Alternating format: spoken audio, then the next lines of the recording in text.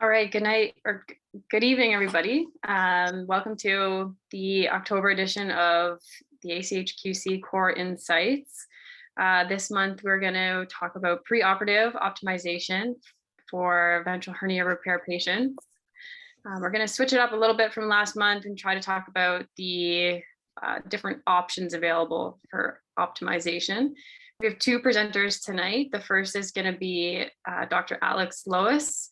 He is a chief resident at the University of Washington, and he's actually going to stay there next year to complete his fellowship in minimally invasive surgery. And our second presenter is Dr. Luciano Tastaldi. He is a PGY4 resident at UTMB, a previous research fellow from Cleveland Clinic. So we'll start with Alex. If you just want to share your screen and get going. Will do.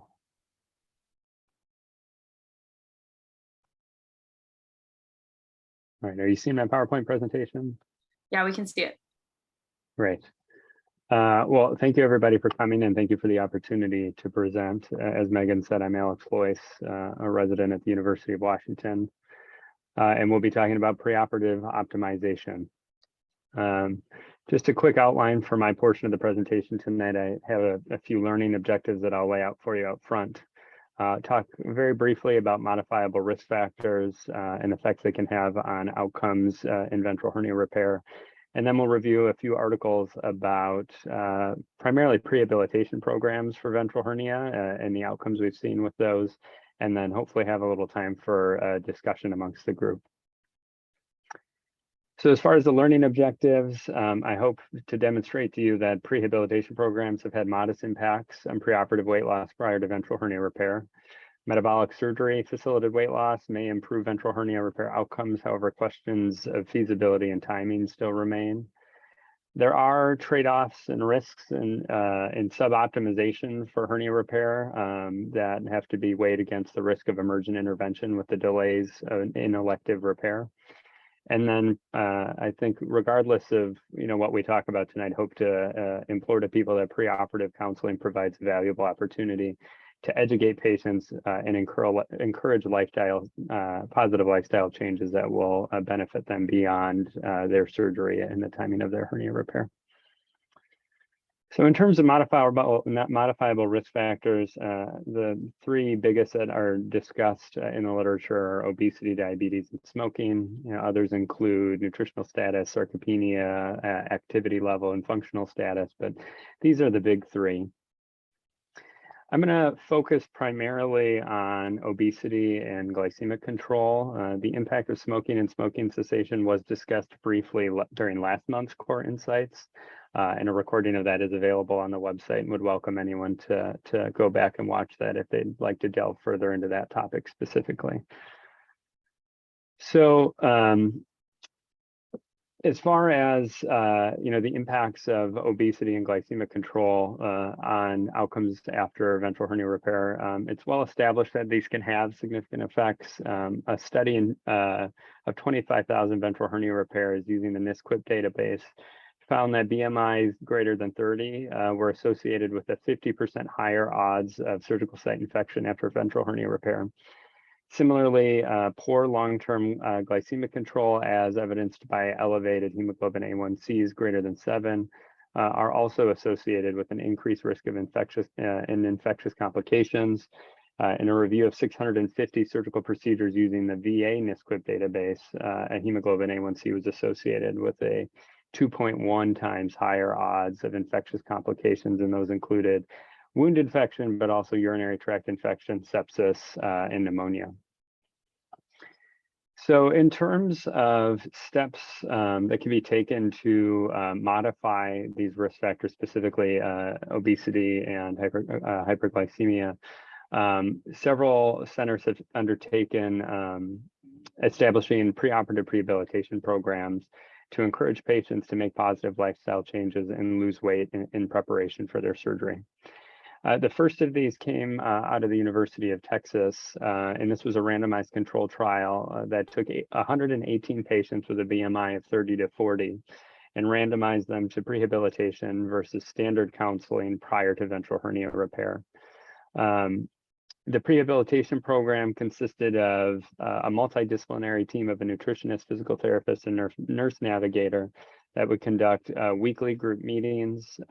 Patients were encouraged to do daily daily checklists of their exercise and food diaries. They had available peer support systems, as well as frequent reminder calls and texts to encourage patient compliance, as well as monthly assessments to follow patient progress. The primary outcomes they followed at 30 days were early recurrence and then surgical site occurrences, which included dehiscence, hematoma, seroma, and surgical site infections. Unfortunately, at 30 days, they saw no significant difference in weight loss, waist size decrease, or exercise tolerance prior to hernia repair in the prehabilitation group compared to the standard counseling group.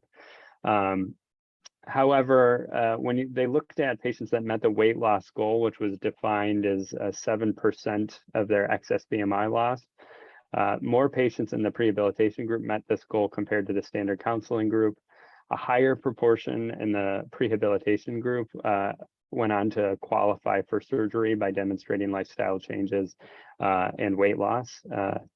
And a higher proportion remained hernia and complication-free at 30 days. And this was a significant difference, 70% versus 48% experiencing either a complication or an early recurrence. The group did note several potential drawbacks to this prehabilitation approach, including it was both time and resource intensive for the patients. As a result, while there were more dropouts in the prehabilitation group, there weren't many, but still more relative to the standardized counseling group. And then 4 patients in the series did require emergent hernia repair, and all of those were in the prehabilitation group as well, which caused the authors to call into question the potential consequences of delaying hernia repair too long for these patients. Interestingly, they also published their long-term results with 2-year outcomes for the same patient population. In this, they found that after 2 years, a similar portion of patients had ultimately gone on to hernia repair in the prehabilitation versus standard counseling group. At this point, there was no difference in the proportion that were hernia-free and complication-free.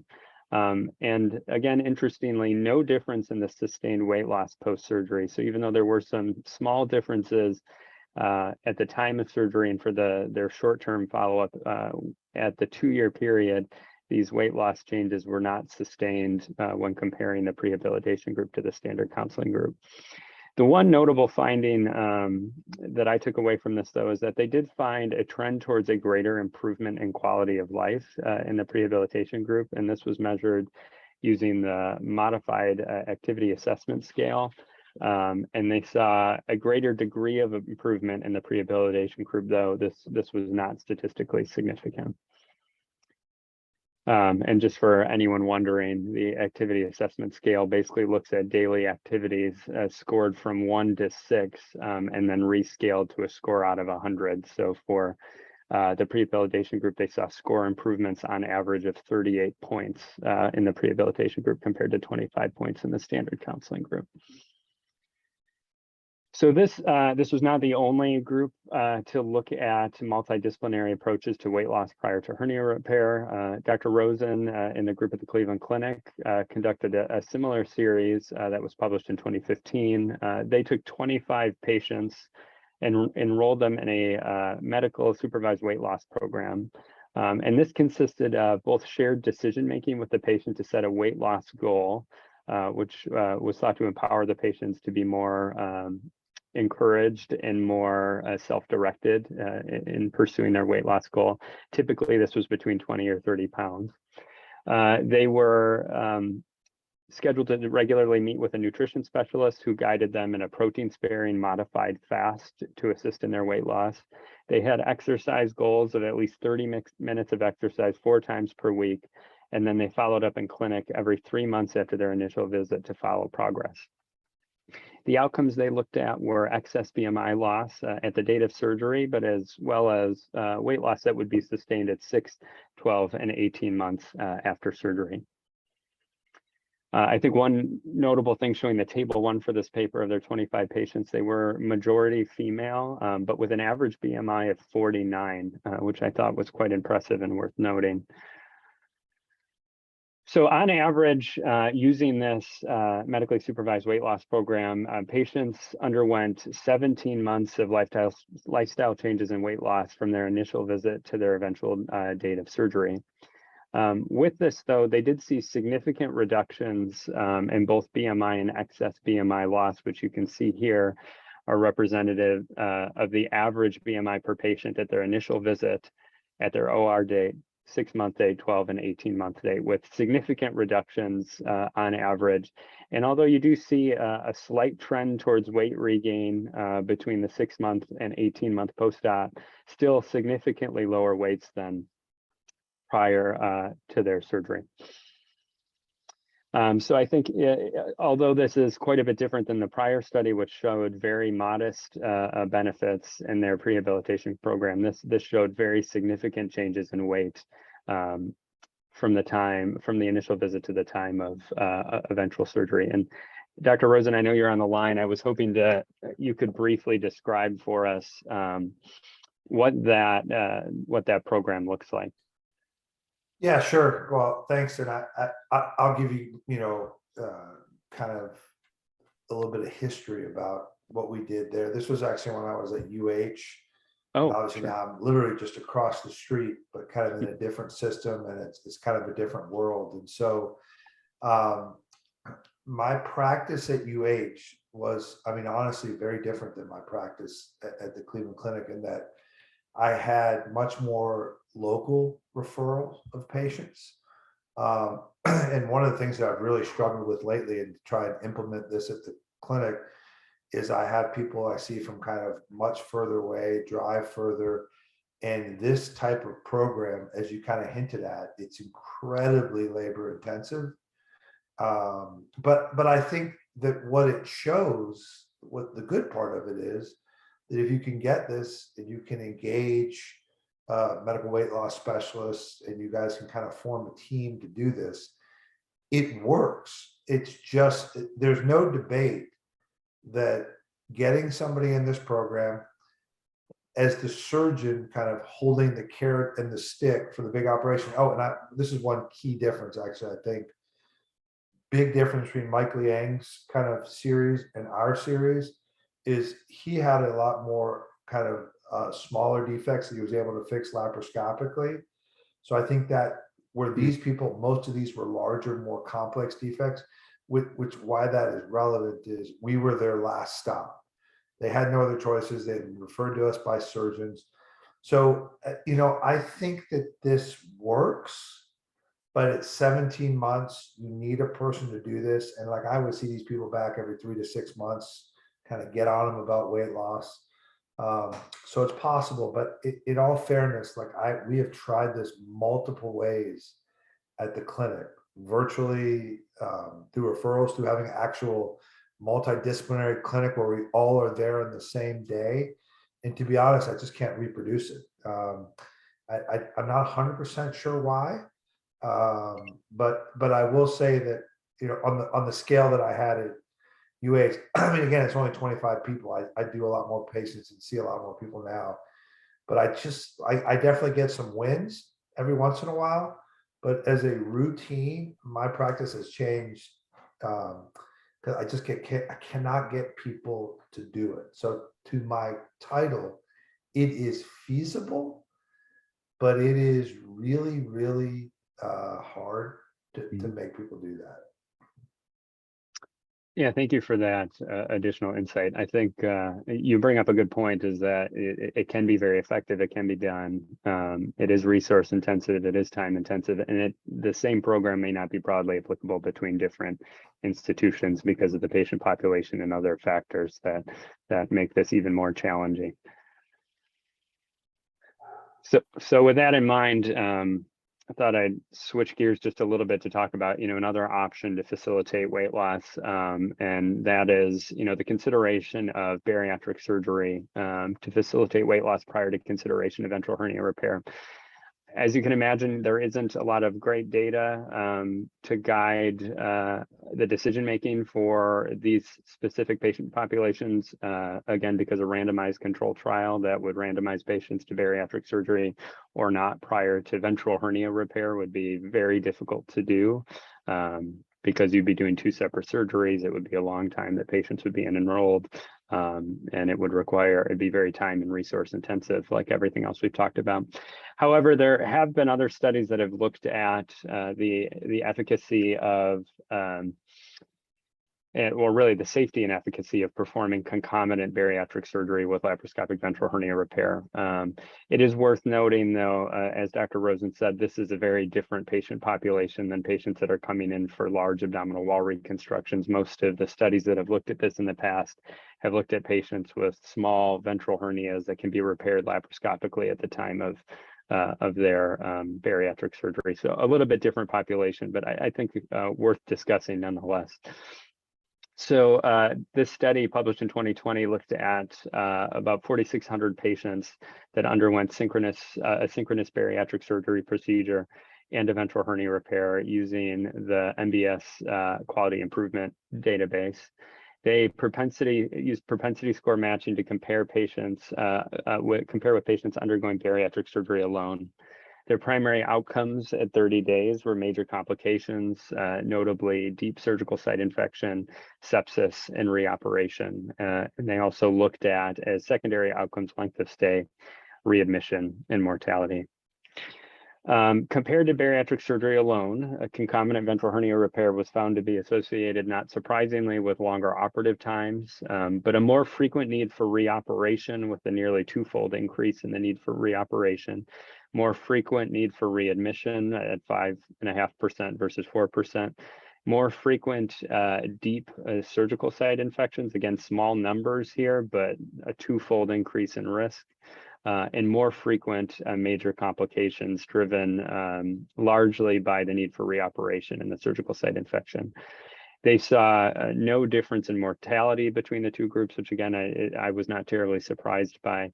But I think the thing here that had me a little concerned, and I'm certain could generate some discussion, is potentially performing a ventral hernia repair with a synthetic mesh in the setting of a clean contaminated case in which you've opened the bowel versus a clean case where you're doing the ventral hernia repair separately.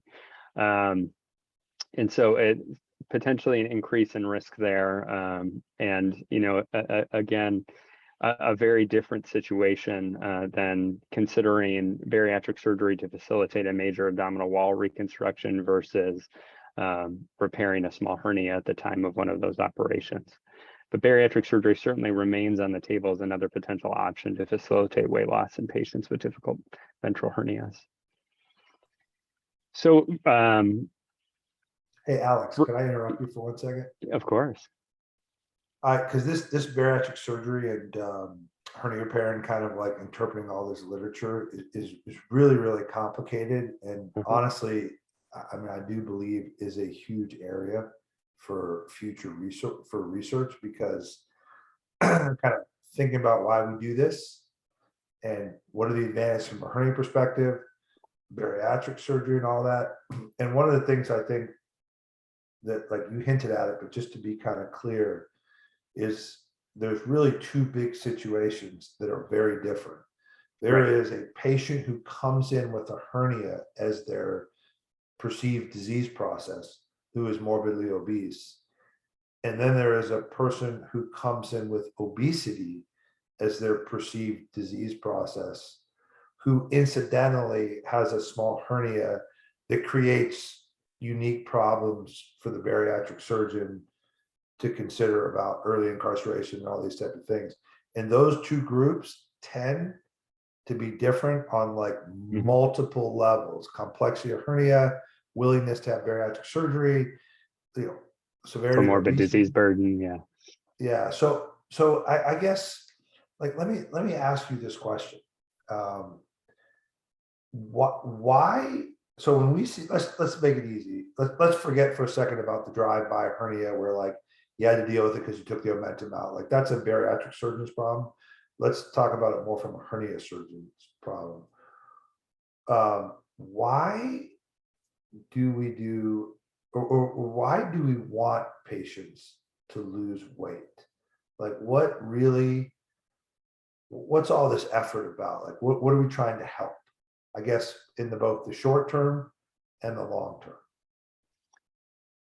Well, I think there's a lot of advantages from a technical perspective and from, a lifestyle and subsequent risk perspective. I mean, potentially decreasing intra-abdominal adiposity to increase, domain and facilitate the repair of a larger hernia, decreasing the, density of subcutaneous fat that could potentially be a risk factor for ischemia and wound complications post-operatively.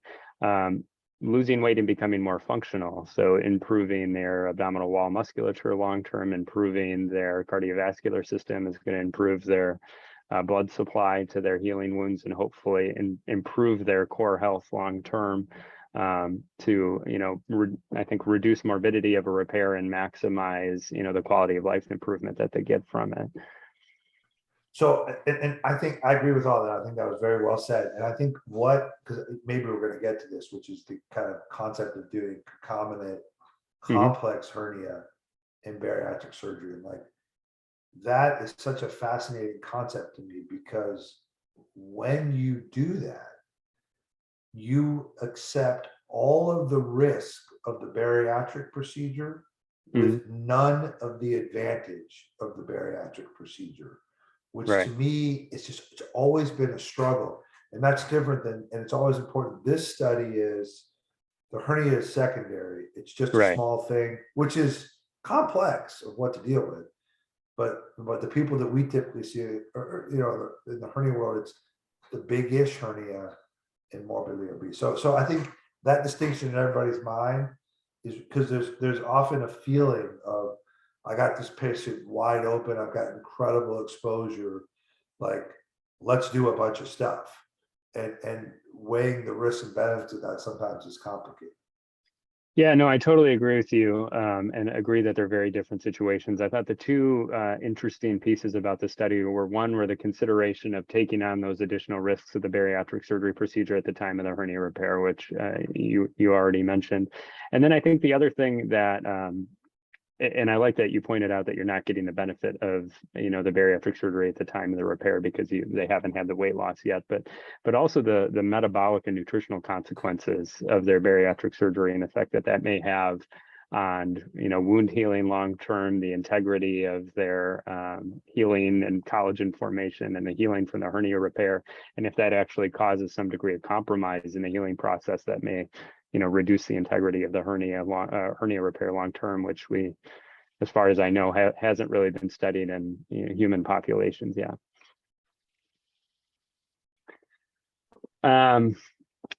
So those were the few studies I wanted to chat about, just because I thought each of them brought up interesting discussion points in their own right. But I did want to put up this consensus statement published back in 2017 from an expert panel on recommendations for weight loss and glycemic control around the time of hernia.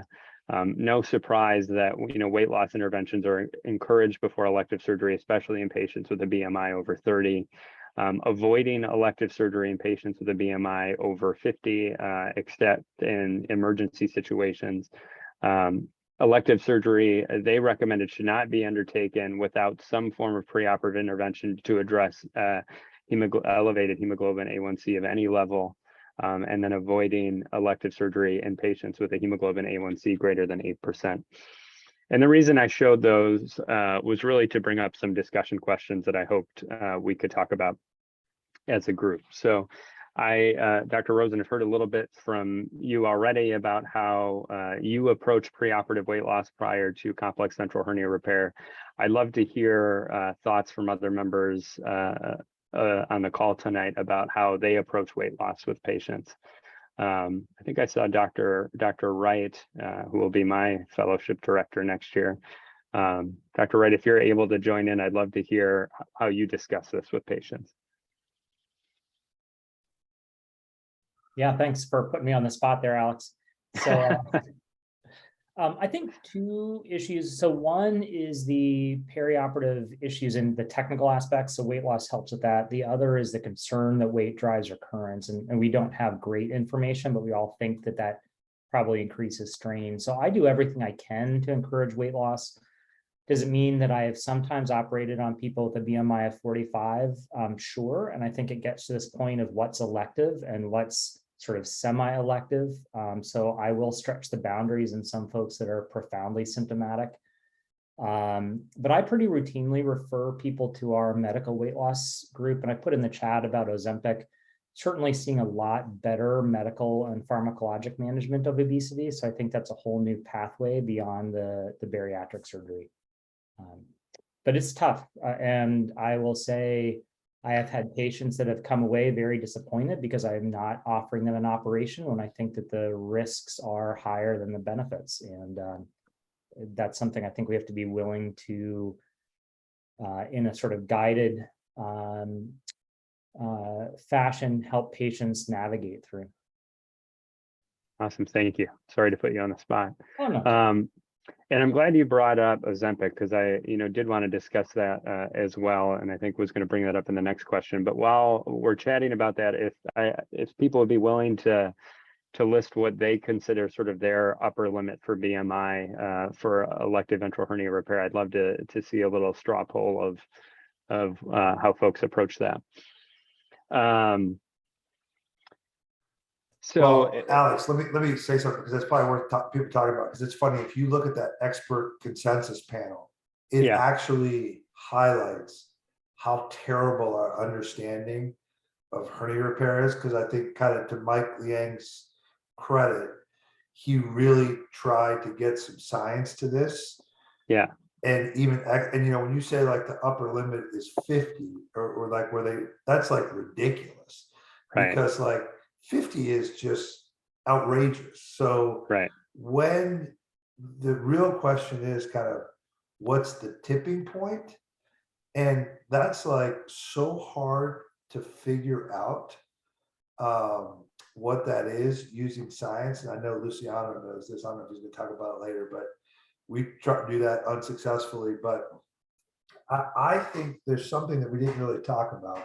I think somebody might have just mentioned on the chat. I would just say one thing that you should think about when you talk about obese people in hernia surgery is the kind of general concept of, is your operation the problem, not the obesity?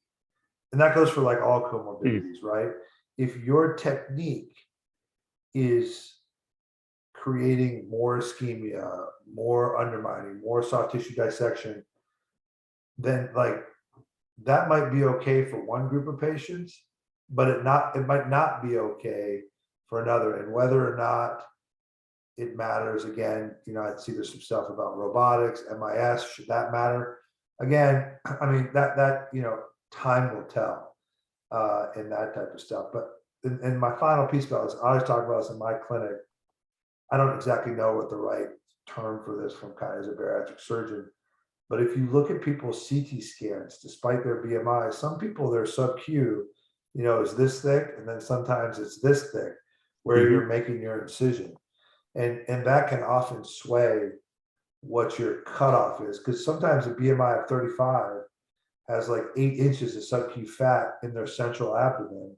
And sometimes a BMI of 45 has 1 inch where you need to cut through. And so, I think all that weighs in. I used to have like a crazy cutoff, but to be honest, my cutoff is getting larger or higher and higher and higher as I get older. And I just kind of look at the scan, assess the symptoms, and then make a decision.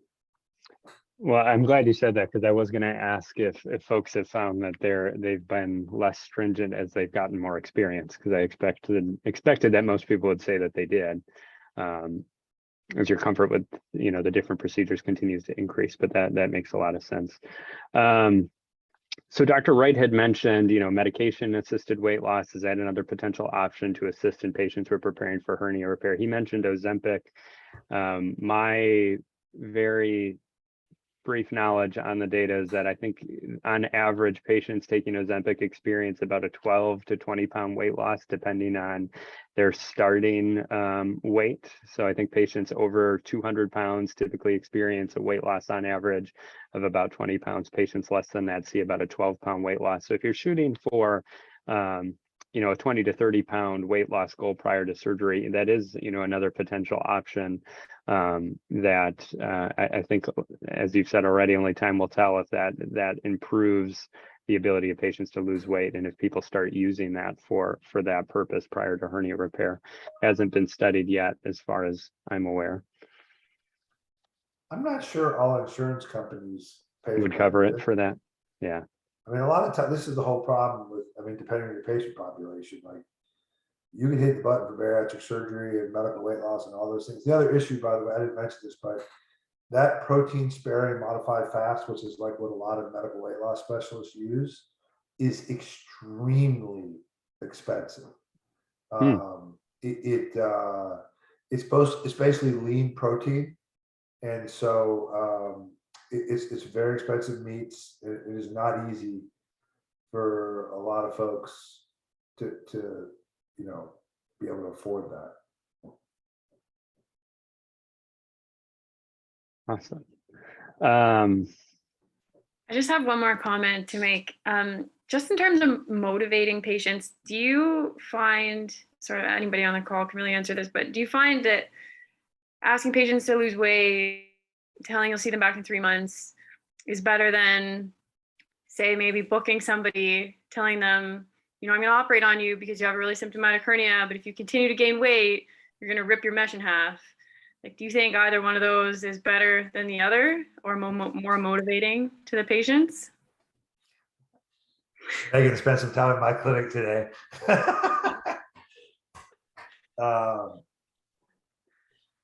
Listen, I don't know what other people think. I do everything I possibly can to try and get people to lose weight. I'm not afraid to say or do anything, but obviously, I fail more than I succeed at it. So, yeah, if anybody else has anything else,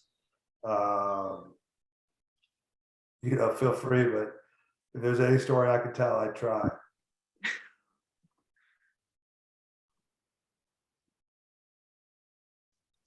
Who else is on here?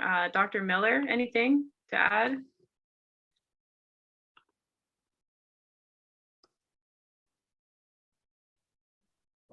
I don't have a. You mean, do I have a hard and fast rule about BMI? Is that what you mean? Or like how you motivate patients to lose weight? Oh, I can't get anybody motivated to lose weight. I hope I just send them all to the medical weight loss program and hope they come back with some weight loss. I try to check in every few months and see if that works. Well, first of all, Ben needs to operate. Ben needs to be busy, so we need Ben operating. So don't be too much of a sticker. Hey, I just saw. I try to check in. That's all I can do. I saw Don. Hey, Don, can you come? I want to challenge you a little bit. You said failure rate is high. Don't schedule them until there is some success. I want to push back on that kind of quasi-gently, which is something that I felt strongly about. And I'm also like maybe somewhat responsible for the problem I'm about to say, is that this pendulum that we just will not operate on this group of patients because they're obese, they smoke, they're diabetic, whatever. I feel like things have swung so far that we are getting to the point where we are denying. And I think Alex kind of mentioned this in the beginning as one of the downsides. When you have somebody who has a BMI of 45 and they tell you they've tried their hardest and their hernia is symptomatic, not a bowel obstruction of the emergency room, but they're having daily pain and you can't reduce it. Are you telling me that you're just telling that patient, come back in 3 months, we'll see you? No, if you look up a little bit, my response to BMI is probably like you, has changed a little bit over time. And so I would say that if they're symptomatic and it's a relatively small defect, which tends to be the ones that are symptomatic and I can't reduce, I will do those on people with larger BMIs, but I will tend to offer them an IPOM I won't do anything really involved, thinking that at some point in the future, I guess I'm hoping that they are successful in losing weight. And if it recurs, I'll be able to use the more definitive methodology at that point. But I do bariatric surgery. And so I know you dangle carrots in front of people, and they don't, unfortunately, the majority don't rise to the occasion. And those that do, if you really want, you'll be able to fit them into your schedule and figure out something for them. But, so I have had people on the schedule only to find that they have failed to stop smoking, failed to lose weight. And so I've decided that I'm not going to rely typically on setting unrealistic expectations. I've refined my goals for people. And if they're symptomatic, I tend to approach them in a different way than if they're losing weight and have a big defect. I will work with them. And so I try to do it patient specific. Okay. Megan, do we got to get to Luciano stuff too? Are we? Yeah, we're a little bit behind, so let's move on to the cases. So if you want to stop sharing, Alex, please. Yep. Good stuff, Alex. Okay, can everyone see my screen? Yeah, we can see it. Just if you want to make it full Yeah. screen. Sounds good. So I want to stir up a little bit of the discussion following the lines about like the pendulum like swinging too far, and we not operating on any obese patients or diabetics or smokers, and what are the implications for that for the hernia population. So my cases are a little bit aligned with that. I'm going to try to present that in a stepwise approach, try to make this pretty interactive and get the opinion of the experts here. So our first patient was a 60-year-old female that presented to clinic with a painful and enlarging midline hernia with history of obstructive symptoms for the past year, where she would sometimes were not able to fully reduce the hernia. It would take a couple of hours. She would have to lay down and reduce it ultimately, and would be able to improve. But when she came to clinic, she was 1 week out of an admission due to a small bowel obstruction that resolved with non-operative management. Her only past surgical history was a tubal ligation. At that time, her BMI was 34. She has a history of having previously lost 100 pounds with increasing activity and stuff. And she was a daily smoker, smoking half a pack a day. So this is her CT scan from that admission with the small bowel obstruction.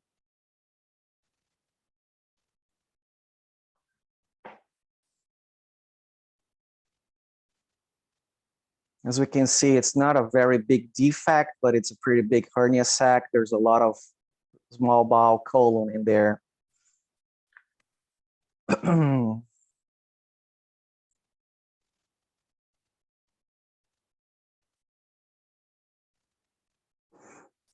Pretty large rocks on her gallbladder here. Just want to bring this up to everyone's attention because I want to bring this to the discussion as well. And this is her abdomen in clinic. Pretty atrophic, like very thin skin here on the midline, okay? She was really bothered not only by the hernia, but also that pannus that she had in here.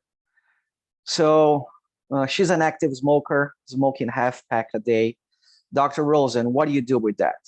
Do you let her continue smoking? Do you give her, remembering that she has obstructive symptoms? So how would you approach that? Yeah, so this is something I've totally changed in my practice. I used to be like belligerent about it, that you had to quit smoking, but it sounds like maybe you guys talked about that last month. I was actually away, but for me, smoking is no longer a stopping point. I do think you should be a good doctor first. And I would tell this patient that, listen, smoking is not good for your health. It's probably not great for your hernia repair, your operation. It's not a deal breaker for me, but if you continue to do it, then you are accepting a more, potentially complex post-operative recovery. But it wouldn't faze me in this operation. So that wouldn't bother me. BMI at 34. Don just asked about for quitting strategies. Sure, yeah. I mean, I'll offer them if they like hint at they want to quit smoking. I mean, let me just like, before I get too deep into my hole here, if I had the choice to operate on thin, non-smoking, non-diabetic patients every day of my life, of course, it's like a different species.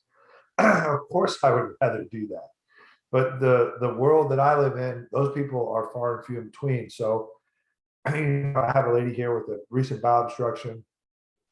That's going to be a complex hernia. Done in the middle of the night is going to be a disaster for her. So, so I'm going to fix that hernia. The BMI at 34, that doesn't bother me at all. That's average. So, and if she's already lost 100 pounds, I mean, like, how much more do you want this woman to do? I guess the thing that, like you said, that I would not bite on is, and I mentioned this before, is I would tailor my operation to get the least wound morbidity and mesh morbidity as possible in this smoking obese woman. And so her complaints of that pannus would be deferred to me. And my response would be, this cannot be done at the same time. It's already a high risk operation and I cannot raise flaps because you're smoking and you're a diabetic. So that's out. You get that a year from now once you fix all your stuff, but that doesn't happen. And then for me, I mean, that's a little bit too much for a lap IPOM, honestly. And with that skin and everything, like that's too much for me. I wouldn't fault somebody if they did a lap IPOM, but just me personally, that with the skin, soft tissue, the amount of dead space, like I don't think that's ideal. So I would do a vertical midline incision. I would get rid of all that thinned out skin and take her belly button. I'd close it primarily. I wouldn't make it fancy. It wouldn't look beautiful. And I would get her out of this, get her to plastics. They could mess around with her skin a year from now. And I would definitely take that gallbladder out. I wouldn't think twice about it. The same operation, you're Same not time. concerned. Okay. Oh yeah. Dr. Selzer and Dr. Wright, any differences on management? Yeah, I wasn't here the last time you talked about smoking, so I don't know what the data you went into. This is a place where the AHSQC data suggests that smoking is not an issue, but NISQIP data and almost every other paper ever published shows smoking dramatically increases SSI, SSO risks. I figure you got your best shot your first time at a patient, and I don't want to run those risks, so I am still very strict about smoking. The BMI doesn't faze me. The nutrition I would try to work on. And then I don't know what repair I would do. It depends in person how bad that skin looks like. Although I would think about doing an MIS repair, and I don't think an IPOM is a dirty word, unlike some people. So it might be simpler just to do an IPOM. If the skin is really looking nasty, this might actually be the unusual case where I do open just so I can manage the skin, but not a formal funiculectomy. Dr. Baffa, is she a robotic case for you? Yeah, I mean, she has so much soft tissue that, and I think it looks like she had like a wound. So, I mean, if she has a wound, I would just do it open. I mean, if it's just like a pannus and she didn't have that scar and stuff like that, absolutely. I mean, she'd be great to avoid all that, all that skin, that big incision, to do a TAR or retromuscular incision through there. If you're going to do it open. I mean, the only hard part sometimes robotically is with a tight defect and a lot of bowel through it, getting all that out robotically from the intra-abdominal position can be challenging. Sometimes there's, especially if you have bowel obstructions, it's stuck in the hernia sac, but usually it's doable still. But the wound thing pushes me over the edge. I would do it open. Okay.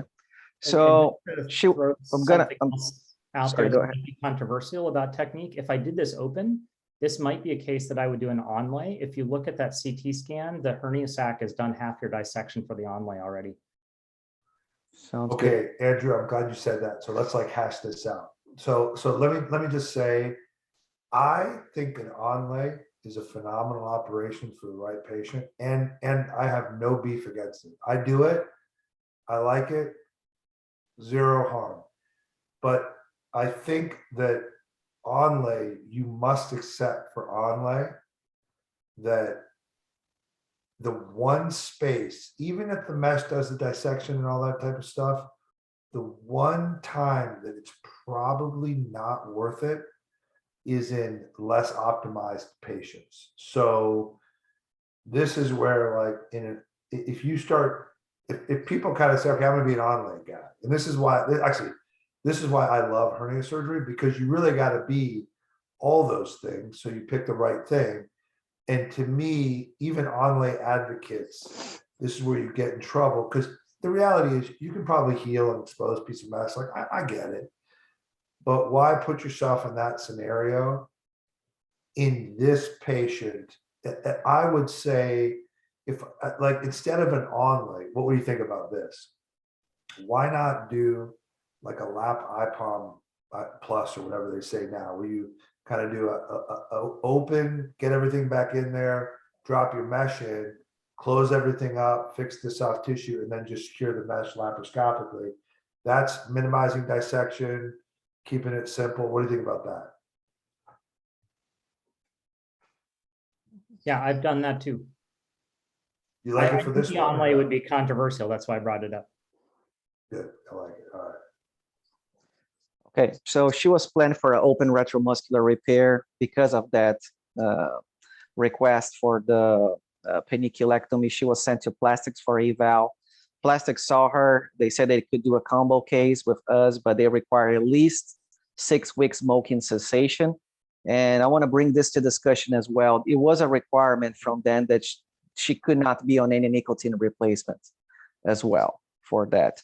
It looks like, I was looking at some papers and stuff, it looks like even the nicotine replacement produces some degree of vasoconstriction of the level of the skin, which theoretically could increase your wound complication. So with all those requirements, she could not really stop smoking, and she was lost to follow-up. And then she presented 1 year later to the ED with a new small bowel obstruction. And this is her CT scan. Oh, this is my kid on the background. Let me, yeah.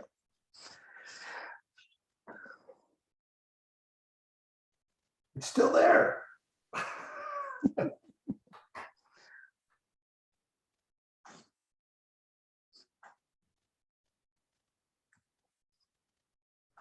I'd call a doctor now, Luciano. Better call a surgeon. And this is, oh, this is how her belly looks. Okay. Aldo, are you on the call? Yeah. What do you want to do? Is she currently obstructed? She's in the hospital? She had a lactic acid of 5, a white count of 17, and this belly. I'll take her to the OR, explore, plan to do a primary repair, not even entertain the notion of placing a mesh, and try to get her over this small bowel obstruction episode. And hopefully I'm able to, if I'm not able to close the fascia, maybe a vicral bridge. I think she has enough soft tissue coverage, even if I resect the area of the skin that's necrotic, I should still be able to get soft tissue coverage over the mesh, the vicral mesh if I place. Hey, Luciano, can I ask you a quick question? Well, Go back to that picture. I can't tell if it's just me, I've been doing this for so long, or like anybody else sees this, but within those purple dots, do you guys see Ben Miller? Do you guys see that as Ben Miller? I do. She was taken to the OR. Only if you I get a think liver you see transplant. leeches is what I think you see. This is what we found. There was necrosis of the small bowel from 150 to the trites to really distal transverse colon. Everything was resected. Because she was acidotic, she was left in discontinuity with a temporary abdominal closure. And then she was taken back on post-op day 2. They did a ileo descending anastomosis, a bridging vicral mesh and a skin closure. Her post-op course was complicated with a superficial SSI. As you can see, they opened the wound, they did some wet to dry dressings, and she was discharged on post-op day 14. 3 months later, she comes back to the AG with some shortness of breath, dyspnea. She was hypotensive, tachycardic, and with some lactic acidosis. And this is her CT scan.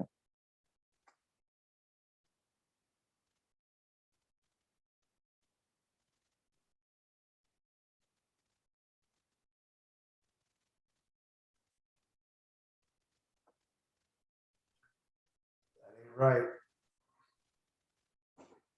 That free air? Yeah, it is. She was really like not complaining of abdominal pain, but that's what her CT shows. Looks like there's some pneumatosis in that valve or the Yeah. anastomosis too. Sergio, are you on the call? Oh, I think he had to leave. Okay. Is Sergio the one who didn't want to operate in the first place? Is this like? Yeah, he told that it's important to stop smoking. And then, so she was taken to the OR at that time. She had the fecal peritonitis, a large pelvic abscess. And what they really found was a perforation at the site of the anastomosis, which is like 3 months after the operation. She was still smoking. The left colon was pretty friable, stuck into the anterior abdominal wall. They resected everything and again did a temporary abdominal closure. So anyone has anything to comment about or any like prior experience about, we always talk about using micromesh as our bailout and having the micromesh exposed to the bowel. Did anyone have any fistulas or any problems with that at any point? Well, I mean, listen, anytime you do bowel anastomosis or bowel surgery, there's always a risk for this to occur, right? Like the question is this just a fundamental problem with the bowel, or did the vicral mesh, is that responsible for this? You know, I mean, personally, like she had an open wound. We have to know about like what the wound care was for that. The vicral mesh is gone by 4 to 6 weeks. So showing up 3 months later, like this is hard to imagine. I suspect you probably had a small contained perforation that eventually blew open for some reason. And it's, I would be hard pressed to blame this on vicral. I'd be hard pressed to blame it if you put a biologic mesh in there, and I'd be hard pressed to blame it if you put a synthetic mesh. I think this is just this is GI surgery, and you know, sometimes bad stuff happens. Okay, so ultimately, I think that this is one of the examples of like how the pre-op optimization on a patient with presenting with obstructive symptoms can lead to those types of complications. What would everyone do with regards to her smoking here? Anyone would do anything different? And is there any different opinions about it's okay for the nicotine replacement, it's not okay for the nicotine replacement? I'm curious to see if anyone has any opinion on that. Well, you know, my summary of this is like we have to accept that as a group of surgeons, you know, preoperative optimization and kind of the hard line that we have taken hurt this patient. Period. This is, you know, again, like we like to say that we're evidence-based in what we do, but the reality is the evidence to not fix her hernia is so weak that we should, you know, accept that. Her BMI is 34. That is within range to fix by any expert consensus, any paper, anything. The smoking, you know, the reality is that you are quoting odds ratios to patients with 1 to 2% differences in wound morbidity, not fistulas, leaks, reoperations, hernia recurrence. You're quoting minor wound morbidity differences, and diabetes, you know, she doesn't have, but it just came out. So this is the hard line. We're saying no to everybody. This is the consequence. Now you could probably show me another thing where you operate an obese patient and they get some wound morbidity. Okay, like bad stuff happens both ways. That's obvious. But like this lady, when she was seen, the paniculectomy should have been taken off the table because of her smoking, and she should have had a hernia operation. This can be a life-threatening disease and our kind of cavalier ability to just be like, you're not getting surgery, is going to hurt some people. So yeah, I think it's only one patient. Doesn't mean the whole world needs to change, but we should accept some responsibility for not operating. I mean, to me, this is like, you don't take out a resectable colon cancer, you send somebody for a year of prehab and it comes back metastatic disease. Like, we failed to fix the window of opportunity. So that's my stance on it. We should be able to learn from it.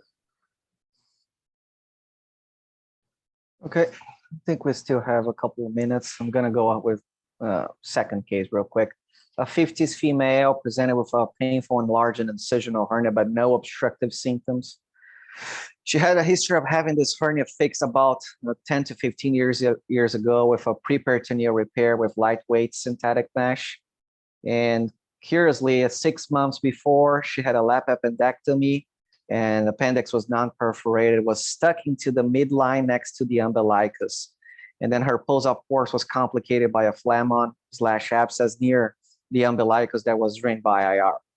Her BMI was 48 and she was a never smoker. So that's her CT scan when she presents.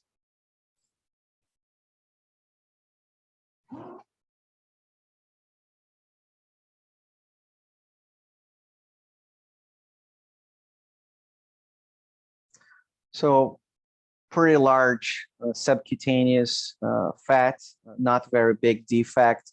I brought another CT scan just to stir up some of the discussion as well. This is the CT when she had the appendicitis, and you can see really that her appendix was actually stuck here on the midline next to where her hernia is, and the hernia was not that big at that time. It looks like a 12-millimeter port was placed next to the area, which might be actually a port side incisional hernia. And then during this post-op course of the appendectomy, she came back with this redness around her umbilicus, and then she had this fluid collection next to the umbilicus where it is. So that stuff was drained by IR, was multi-microbial, including some Klebsiella. She ultimately improved and then got back with that hernia. So BMI 48. Would anyone go ahead and fix her minimally invasive without any sort of preoperative weight loss?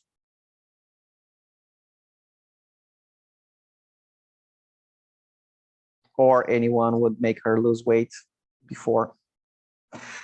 I think you pointed out something important there with the amount of subcutaneous fat she has, especially at the level of the hernia defect. Definitely would make an open repair challenging. I would for sure try to get her to lose some weight. And she didn't seem too symptomatic from this, correct? Yes. What do you think, Dr. Beth?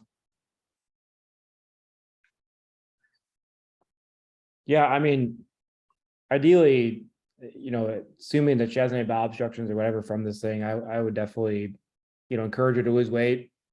Certainly it's not a huge hernia. It doesn't look like it's, I don't know if it's super symptomatic or not, but I would try to get her BMI down to 40-ish or so, and at least give her, encourage her to do the right thing. Okay. And I wouldn't do that. I wouldn't do any of that. To me, this is a beautiful lap IPOM. Put a big piece of mesh up there and get on with your life. I wouldn't close the defect. I would sneak in from the side. I would put a 20 by 20 circular piece of mesh, double crown technique. And I would tell her, look, your hernia is fixed. Exercise, get your life back together. This will come back if you don't. And put all this bowel stuff aside. It's a small neck. I think Andrew just mentioned.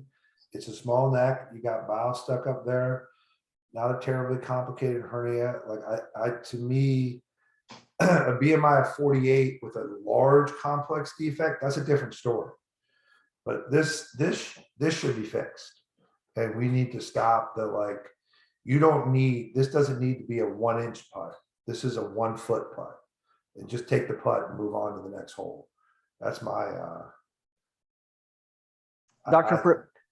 Prabhu, are you on the call? We previously looked at data from the QCs, and when we compared people who had a prior history of abdominal wall surgical site infection versus those who didn't have one of those in the past, and we controlled for all the imaginable confounders that we could. And on this propensity score matched analysis, people who had a prior infection in the past were more prone to have a new infection after an operation. So she had an infection. She has prior meshing on her preperitoneal. Would you do anything different just because of her history of surgical site infection? Would you change your antibiotic prophylactics or anything like that? I mean, I think it depends on if we had cultures from her prior infection, first of all. Second of all, there's never going to be a time from now on moving forward that she doesn't have a history of an infected abdominal wall. That is always going to be there. So based on the scan that you're showing, if she's symptomatic, I agree with Mike, you have to make a move. And we have had many conversations recently about mesh on mesh, intraperitoneal on top of intraperitoneal, preperitoneal with an intraperitoneal salvage. And the reality of it is, I don't think that anyone has ever demonstrated to me objective evidence that that is something that cannot be done safely. So I would agree. I also definitely agree. I would not cut down on top of this hernia, given that she's had a surgical site infection there before. So I agree. I'd slip in, put in an IPOM and get the heck out of Dodge. And also would explain to her, you know, the expectation is that this would not last you forever based on your baseline comorbidities, and you're going to need to lose weight for a definitive repair at some point. So she was planned at that time for a robotic retromuscular hernia repair. It was recommended to lose some weight. We've tried to get in her BMI to around 40. She got back 3 months later and she lost 30 pounds. She was really motivated. It was offered her to get surgery at that time, but she wanted to postpone because she said, oh, I'm losing a lot of weight. I want to continue that before going ahead with my operation. And then 1 month later, she presented to the AD with incarceration. There was no dead bowel. She underwent a robotic rib stopa with medium weight polypropylene mesh. Thank God everything went well and she was discharged in post-op day 1. And she was recently seen for her 30-day follow-up and she's been doing well. That's what I got. Okay, awesome. So Luciano, can I ask you real quick? You did a Sure. robotic retromuscular repair and you used medium weight mesh. Yes. And she has a BMI of 40? Yeah, around 40 now. 40-ish, 40 something, 40 Yeah. plus. What do you tell her the risk of that mesh breaking? I don't know what the risk is. What do you think it is?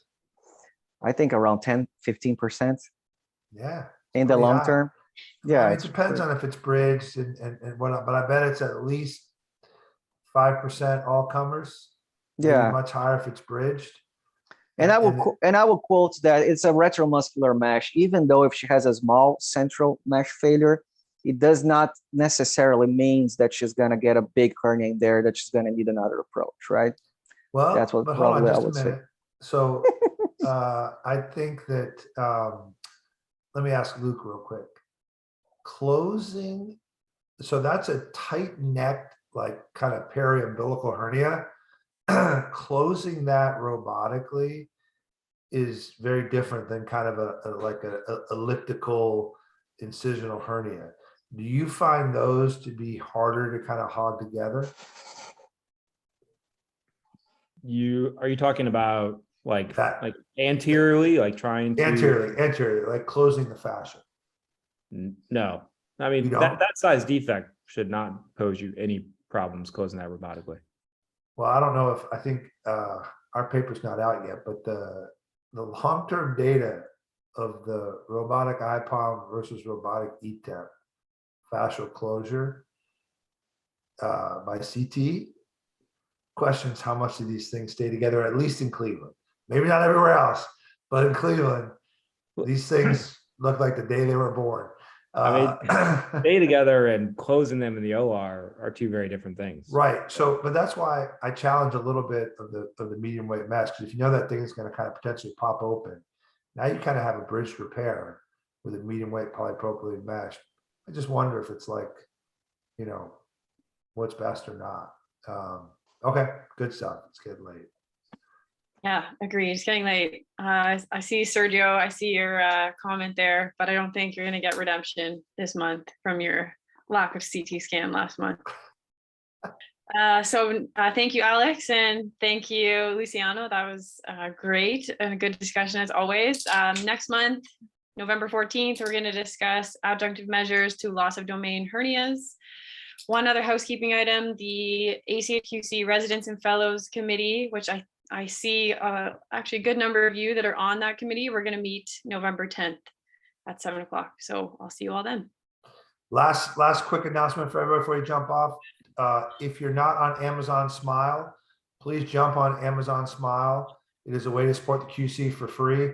And tomorrow is some big Amazon day where you can buy all the stuff you want. So if you just go to Amazon Smile and you click the QC, they take a small percentage, cost you nothing, and they donate it to your nonprofit charity of choice. Great job, Megan, Luciano, and Alex. Good job. Thanks for a great discussion. We'll see you guys next month.